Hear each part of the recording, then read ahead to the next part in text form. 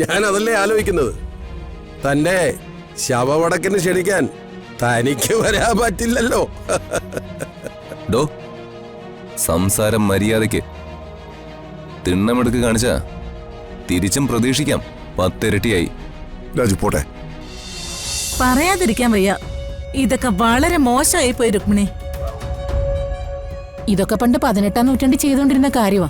എന്തായാലും ഇതൊരു ചീഞ്ഞ ഏർപ്പാടായിപ്പോയി. എന്റെ അഭിപ്രായം പറഞ്ഞ ഇത്ര നാറിയ പണി ചെയ്ത രുക്മിണിയെ കടലാവണക്കിന്റെ വടിവെട്ടി അടി കൊടുക്കേണ്ടതാ. ഗൾഫിലായിരുന്നെങ്കിൽ എണ്ണപ്പാടത്തിട്ട് മുക്കിക്കൊല്ലായിരുന്നു. സത്യം പറമ്മേ, അമ്മ ചെയ്തതാണോ ഇത്? അയ്യോ എന്റെ പൊന്നുമോളെ, ഞാൻ മനസ്സാ വാച കർമ്മണ അറിയാത്ത കാര്യം. അയ്യോ, ആ പിന്നെ ഞാൻ ഇങ്ങോട്ട് വന്നെന്ന് പറഞ്ഞത് ശരിയാ. ആ അത് പിന്നെ ഞാൻ കുറച്ച് കുറുന്തോട്ടി പറിക്കാനാ. പിന്നെ കുറുന്തോട്ടി ഈ കാലത്ത് ആ കുറുന്തോട്ടി ആടലോടോ ഒക്കെ. ആ പിന്നെതാ ഈ പ്രിയ ഉണ്ടല്ലോ, പ്രിയ വെറുതെ പറഞ്ഞുണ്ടാക്കിയതാ. മിണ്ടരുത്. ഇനിയും മിണ്ടിയ ഇനി നിങ്ങൾ അടിമേടിക്കും. എന്താ എന്താ ഇവിടെ?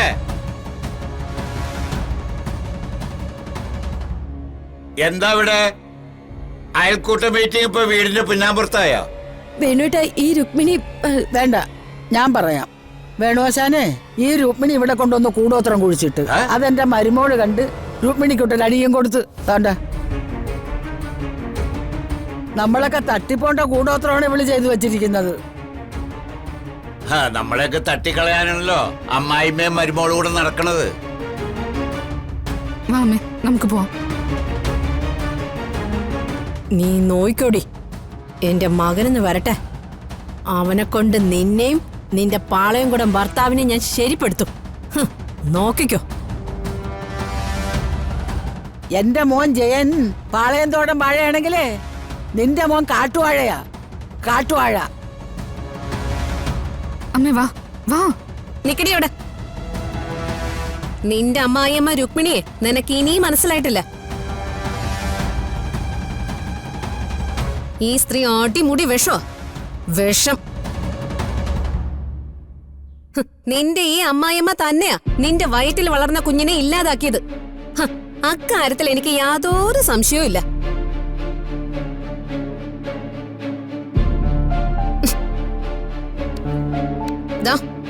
ഇത് കൊണ്ടുപോയി നിങ്ങളുടെ വീടിന്റെ തെക്കുംപുറത്ത് കുഴിച്ചിട്ടോ. നിങ്ങളുടെ തല തെറിക്കട്ടെ. വാമേ.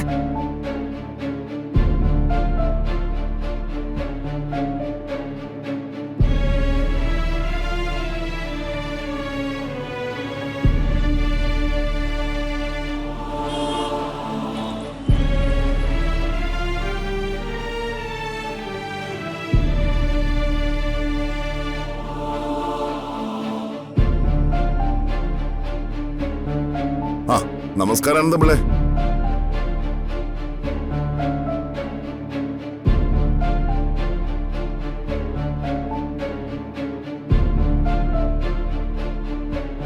എന്താടോ തിരിച്ചൊന്ന് വിഷയാത്തെ? ഞങ്ങളുടെ ഈ വരവ് താൻ ഒട്ടും പ്രതീക്ഷിച്ചില്ലല്ലേ? ഈ അങ്കിളിന്റെ ഹാർട്ട് ബീറ്റ് അല്ലേ അച്ഛാ ചെണ്ട കൊട്ടുന്ന പോലെ കേൾക്കുന്നേ? കളിയാക്കല്ലേ കളിയാക്കല്ലേ, മടയെ കേറി വന്ന് പുലിയോട് കോർക്കല്ലേ. ഹേയ്, കോർക്കാൻ വന്നൊന്നും അല്ലടോ. അല്ലെങ്കിലും ആയുധമെടുത്തുള്ള കളി പണ്ടേ പ്രതാപവർമ്മയ്ക്ക് ഇഷ്ടമില്ലായിരുന്നു തനിക്കറിയില്ലേ? അത്യാവശ്യത്തിന് മാത്രമേ ഞാൻ ആയുധം എടുക്കൂ. എടുത്താ പിന്നെ തീർത്തിട്ടേ മാറൂ. എന്താടോ പ്രതാപവർമ്മേ, വീരശൂര പരാക്രമികളായ മകളെയും മരുമോനെയും കൊണ്ട് താൻ എന്നെ പേടിപ്പിക്കാമെന്ന് കയറിയതാണോ? അങ്ങനെ പേടിക്കുന്നവനൊന്നും അല്ല ഈ അനന്തംപിള്ള. താൻ എന്തിനാടോ എഴുതാപ്പുറം വായിക്കുന്നേ? ഒരു യുദ്ധത്തിനും വന്നവരല്ല ഞങ്ങൾ. ഒരു വലിയ കാര്യത്തിന് തന്നെ ഒന്ന് ക്ഷണിക്കാൻ വേണ്ടി വന്നതാ.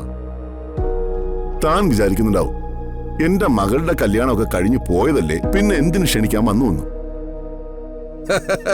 ഞാൻ അതല്ലേ ആലോചിക്കുന്നത്. തന്റെ ശവവടക്കിന് ക്ഷണിക്കാൻ തനിക്ക് വരാൻ പറ്റില്ലല്ലോ. ഡോ, സംസാരം മര്യാദയ്ക്ക്. തിണ്ണമെടുക്ക് കാണിച്ചാ തിരിച്ചും പ്രതീക്ഷിക്കാം 10 ഇരട്ടിയായി. രാജു പോട്ടെ. കാട്ടുപോത്തിന്റെ നാവിന്ന് ഗീതാസൂക്തം പ്രതീക്ഷിക്കുന്നത് തെറ്റല്ലേ രാജു? പ്രതാപവർമ്മേ, വന്ന കാര്യം എന്താണെന്ന് വെച്ചാ അത് മര്യാദയ്ക്ക് അങ്ങ് പറഞ്ഞിട്ട് പോ.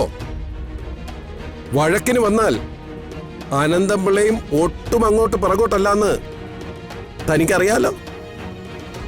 ഞാൻ പറഞ്ഞല്ലോ, വഴക്കിനൊന്നും വന്നതല്ല, ഒരു നല്ല കാര്യത്തിന് തന്നെ ക്ഷണിക്കാമെന്നതാ. ബാക്കി എന്റെ മോള് ഋതിക വർമ്മ പറയും. അവളാണിപ്പോ ഞങ്ങളുടെ പൊളിറ്റിക്കൽ അഡ്വൈസർ. പൊളിറ്റിക്കൽ അഡ്വൈസറോ?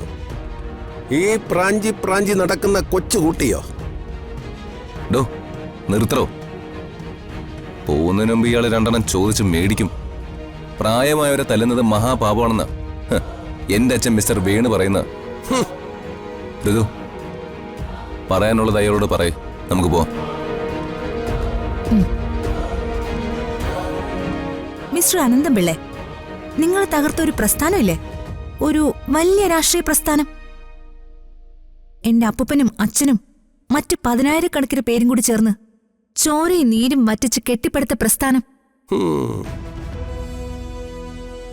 ഞങ്ങൾ ആ പ്രസ്ഥാനത്തിന് പുതുജീവൻ നൽകുക. കൊടിയുടെ നിറം മാറില്ല, ചിഹ്നം മാറും. വീഞ്ഞും കുപ്പിയും പഴയത് തന്നെയാ. പക്ഷേ പണ്ട് അതിനുണ്ടായിരുന്ന തന്നെ പോലത്തെ ചില കീടങ്ങളെ ഞങ്ങൾ എടുത്തങ്ങ് പുറത്തു കളഞ്ഞു, അത്രേ ഉള്ളൂ. നാളെ അതിന്റെ ഔദ്യോഗിക പ്രഖ്യാപന ചടങ്ങാ. അപ്പോ തന്റെ സാന്നിധ്യം ഞാൻ പ്രതീക്ഷിക്കുന്നു. വരുന്ന തെരഞ്ഞെടുപ്പിൽ ഞങ്ങളുടെ പാർട്ടി നേതൃത്വം കൊടുക്കുന്ന മുന്നണിയായിരിക്കും തന്റെ പ്രധാന എതിരാളി. ചാനലുകളിൽ വന്നിരുന്ന് എന്റെ അച്ഛനെ അപമാനിച്ചതിനും ചീത്ത പറഞ്ഞതിനുള്ള മറുപടിയാ ഈ തെരഞ്ഞെടുപ്പ്. താൻ സർവ്വസന്നാഹങ്ങളുമായി കാത്തിരുന്നോ ഇലക്ഷനെ നേരിടാൻ? അനന്തംപിള്ള ഇലക്ഷനെ നേരിട്ടാൽ അതിലേ വിജയം കണ്ടേ മടങ്ങൂ. താൻ ഇലക്ഷനെ നേരിടുന്നത് എങ്ങനെയാണെന്ന് തിരിച്ചറിയാൻ എനിക്ക് പാഴൂർ പടിപ്പുരയിലൊന്നും പോകേണ്ട കാര്യമില്ല. താൻ ആരാണെന്നും താൻ എന്തൊക്കെ ചെയ്യുമെന്നും എനിക്ക് കൃത്യമായിട്ട് അറിയാം. അപ്പോ ബാക്കിയെല്ലാം അങ്കത്തട്ടിൽ. എന്തായാലും ഋതിക മഹാദേവവർമ്മയുടെ കൊച്ചുമകളും പ്രതാപവർമ്മയുടെ മകളും തന്നെ. സംശയമില്ല, വാക്കു പാലിച്ചു. ഒരു ഫിനിക്സ് പക്ഷിയെ പോലെ വർമ്മ പറന്നു വരാൻ കാരണക്കാരി തന്നെ ഈ മോള് തന്നെയാ. വരുന്ന ഇലക്ഷനില് ഞങ്ങൾ ജയിക്കും. ജയിക്കുമ്പോ പണ്ട് എന്നോട് വെല്ലുവിളിച്ചതുപോലെ നിങ്ങള് നിങ്ങളുടെ ഈ പാതി മീശ എടുത്തു കളയാൻ തയ്യാറാണോ? അതിന് ഈ അനന്തംപിള്ളയുടെ പാർട്ടി തോക്കില്ലല്ലോ. 38 MLA-മാരുള്ള എന്റെ പാർട്ടി എങ്ങനെ നോക്കാനാ? തോറ്റാലുള്ള കാര്യം ഞാൻ ചോദിച്ചത്. തോറ്റാലേ പകുതി മീശയല്ല, ഫുൾ മീശ ഞാൻ അങ്ങെടുക്കും, തലയും മുട്ടയടിക്കും.